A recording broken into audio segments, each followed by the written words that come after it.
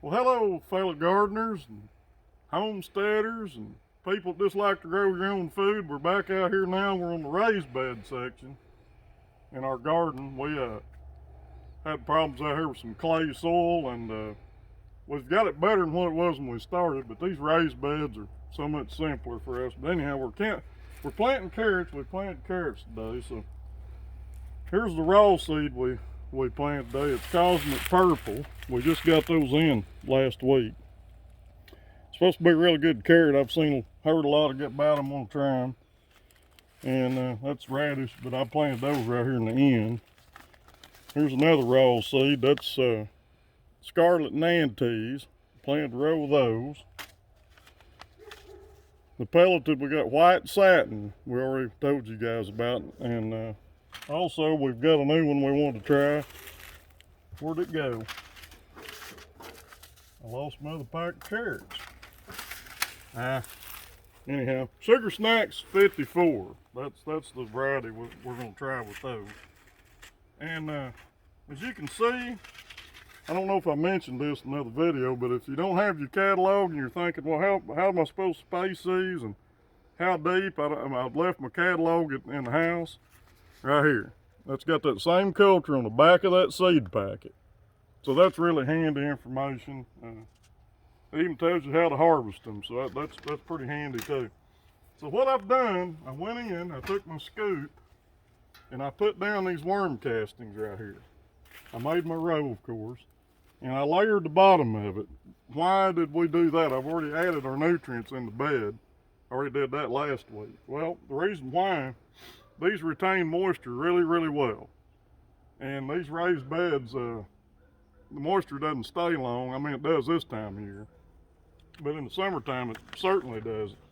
But what this does, it creates a nice little seed bed right in the bottom. As soon as that carrot sprouts, it's going to have plenty of nutrients to work with right there. And then what I did after that, I went in and I took a scoop of this Pro Mix, and I took it in and I sifted it right on top of those seeds. So this real light mixture will allow those seeds just to blow right out of there. There's nothing to hold them up from sprouting out. So Sissy's going to come in here and we'll tell you how we did this. And we'll talk about these wire wickets here in just a minute. But let me get this. See how light that is on top of those carrots? You can see the black edges of that worm casting. Right there's a pellet. Right there's a pellet, guys. Here's another one. So see, they're just nestled down that little light mix. And I'll water these every day. I'm going to water them at least another 5-6 days every day, because you want that environment where they're sprouting in that row really, really wet. You don't have to worry about watering in between. That's not important right now. All you're trying to do is just get your seed to germinate. So this Pro Mix and that worm casting will hold the moisture in this row really, really well. Those far rows on the opposite side, those are raw seed. The rest of these are all pelleted. So these wickets are really easy to put in, guys. You can make these. I think this is 14 gauge wire. You can buy them already cut, but you can take this wire on a roll, and however that thing's shaped, however big you want these, you just roll it out there a little ways and cut them all the same length.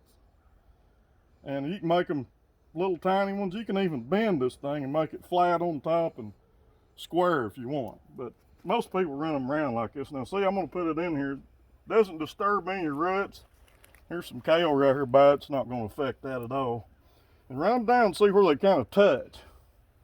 And they'll hold your plastic up over there. So the reason why we're going to run plastic on top of this carrot bed is 2 reasons. One, it helps retain that moisture and keeps it from drying out that quick. And the other one, we want to generate more soil temperature. So what we're actually doing here is 2 things. One of them is the moisture. The other one is forcing. That's what's known in the greenhouse industry as forcing. Well, what's forcing? Well, as soon as you get enough day length, like we're coming up on now, we'll be on spring equinox here sometime in February. That forces those plants. They think, hey, we got all this temperature and light, and they'll come on. you can get them pushed, and they call it pushing too, same as forcing. But we've got our row markers in down here. This bed we built out of reclamated wood. It was off our old greenhouse, and we took these baseboards, they're all cedar, and we put these together and made I don't know what is it, 26 feet I think is what this ended up being. Nice little bed. And here's another thing, I could have topped this off with soil, but we chose to leave it down like this so it'll create an air space. That'll help with the heating in the daytime, plus this darker soil. You get another, 8-10 degrees when the sun gets, right overhead. So that what that does too with that plastic, that retains that heat overnight. So then what we did, we come in and we took that little hand water again, and that's what I'm going to water this with, because it just targets that row right there. You can put it right on there. See how that pearl mix is starting to darken up? And it'll absorb it right in that seed zone. That's what we want. And like I said, I'll come out every day and re-water these. And that should break that clay pellet after the second, third day. It should dissolve it down and give that seed a chance to go ahead and germinate. Carrots usually, like we mentioned before, 10, 11 days. It may take longer. I hope we get them to germinate. And sometimes they'll be in the soil sprouted. You just don't know it until they pop on up. So I'm going to go down to the other end. We'll pull this plastic over here. And this is a nice thing too about these wickets. One person can operate this plastic pretty easy. So you just take it about halfway over, catch it right here in the middle. I've already got it weighted down the other side, so I can pull on it. And let me go on down here.